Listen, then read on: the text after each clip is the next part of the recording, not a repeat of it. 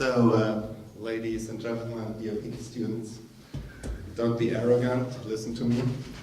Now, first let me say thank you for the invitation and for the honor to talk to you about CSR, about corporate social responsibility.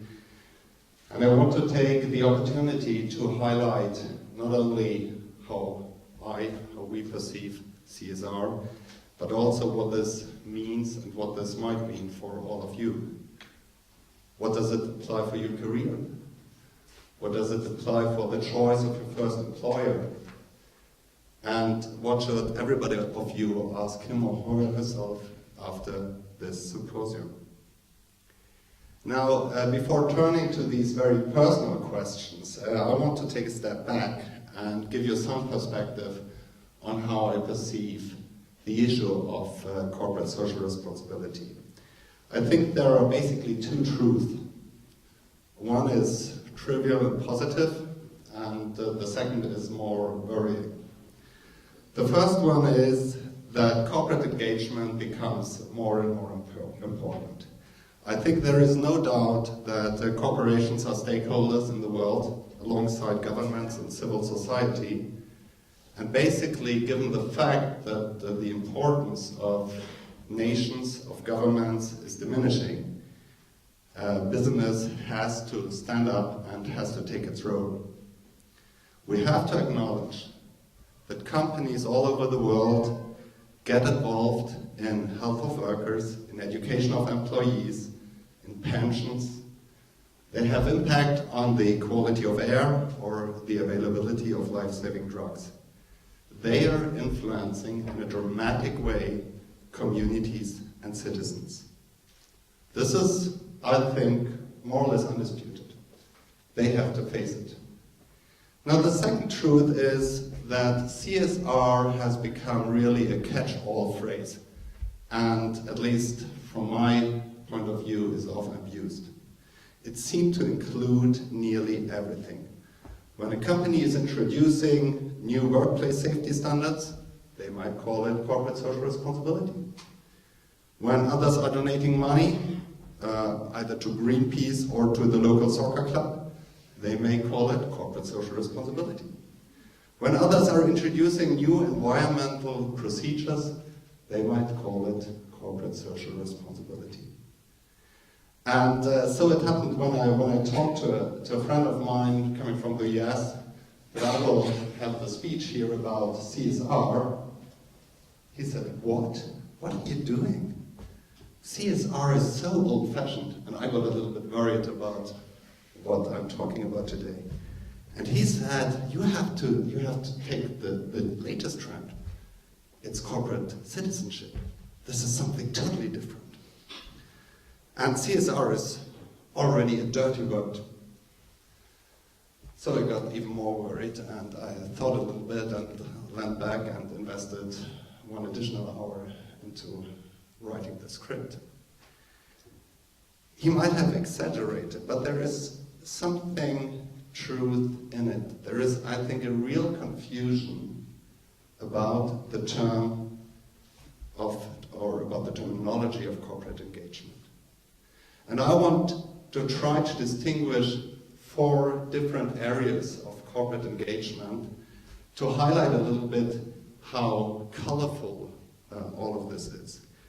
If we talk about corporate engagement, I want to highlight corporate governance, corporate charity, corporate social responsibility in a closer sense, and corporate citizenship. And try to give at least some ideas to resolve the confusion around this whole terminology. And I want also to refer to Professor Klaus Schwab, the founder of the World Economic Forum, whom we as a group of young global leaders had a discussion about in Dalian, China this fall. Now let's start with corporate governance. There will be a lot of people who say corporate governance has nothing to do with corporate social responsibility. Basically, it describes the way companies run and how it complies with laws, transparency, ethical norms, and environmental standards. But lean back. The truth is, corporate governance, good corporate governance, is the base for everything. Imagine Siemens, they invested millions of euro for social purposes. But what is it worth if the basics are not fixed? And see the reputation, how this has been damaged through the corruption scandals. So the CEO took drastic actions. Actually, he introduced a chief compliance officer as a board member, at least to my knowledge, one of the very few in Germany, for sure the first one. He introduced business conduct guidelines, he introduced an internet-based training. 100,000 of the employees should participate right now, 30,000 already did. He centralized payment system, he introduced new rules for consulting contracts, etc., etc. And all that coordinated by a compliance steering committee. This is already the first and the very basic step to be corporate social responsible. And there are other initiatives. There is a global reporting initiative which is initiated by a number of NGOs with the support of the UN environmental program, etc. So don't underestimate the value of a good corporate governance for corporate social responsibility. The second is corporate charity. I think it's much easier to understand because in general these are donations given by companies to support social initiatives. However, what I often observe is a missing link of the single charity and the single donation and a broader sense of corporate engagement. When I did a pro bono project for creating a global capital market for social investments, I interviewed about 30 corporations and high net worth individuals. What are they doing with the money? And I was a little bit shocked because actually they were able to raise a lot of money, either themselves or they collected within their employees who do want to do something good. And I remember a discussion with one of the largest financial service conglomerates in the world, and he said, yes, we had an action, we collected more than $1 million, and then we thought, whom should we donate it to? And finally we said, hey, let's give it to Red Cross, because everybody knows Red Cross. This is shocking because there is no question for what is the highest social return for my investment, no question of what is our multi-year strategy, what are our goals with our corporate social responsible acts. And I think this is urgently needed. Companies need to define purpose and objective of their active engagement and then derive the single actions. Now let's turn to the third bucket, corporate social responsibility in the more narrow sense.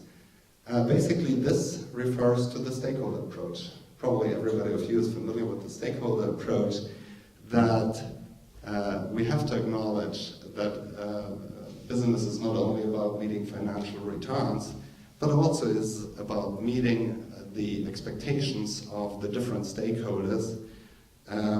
So compromising, simply said, companies are minimizing the negative effects and maximizing the positive effects. This is in general measured by the triple bottom line accountability, so financial results, as well as social and environmental responsibilities that have to be met. This whole movement led then to the installment of CSR departments, CSR divisions, often still distracted or at least separated from the core business.